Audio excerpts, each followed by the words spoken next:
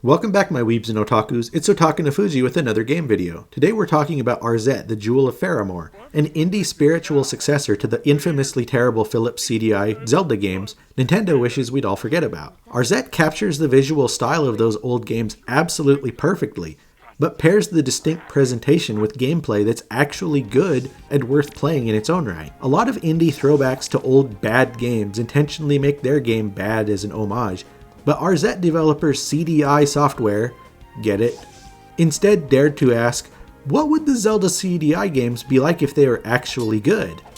The result is pretty amazing. As always, please like and subscribe to the channel if you like this or any of our other content. YouTube has changed how it counts views recently, so it really does truly help if you like and subscribe. I've never actually played the old CD-i Zelda games, or even seen a Philips CD-i in the real world, but I get why they were bad.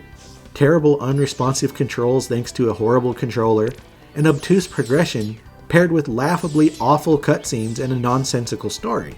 I did watch Let's Plays of them though, from the same channel you probably did too before that channel became total garbage. Yeah, I said it. Anyway, I've seen enough of those old games to make a decent comparison here, I think. Arzette, the Jewel of Faramore borrows the good parts of those old Zelda games and polishes up the terrible parts to create something truly special. The good parts were that those laughably awful cutscenes were ridiculously charming in all of their made in MS Paint by a 10-year-old glory.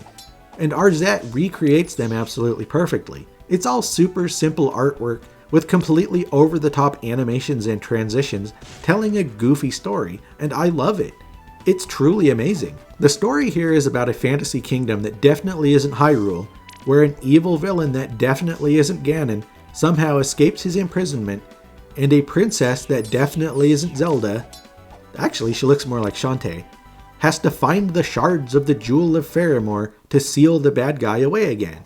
Along the way you meet tons of characters out in the world and they're all totally nuts. Some of the characters are just absolutely incredible here. You really have to see them. The gameplay is what sets Arzette the Jewel of Faramore apart from its Terabad Zelda CD-i inspiration.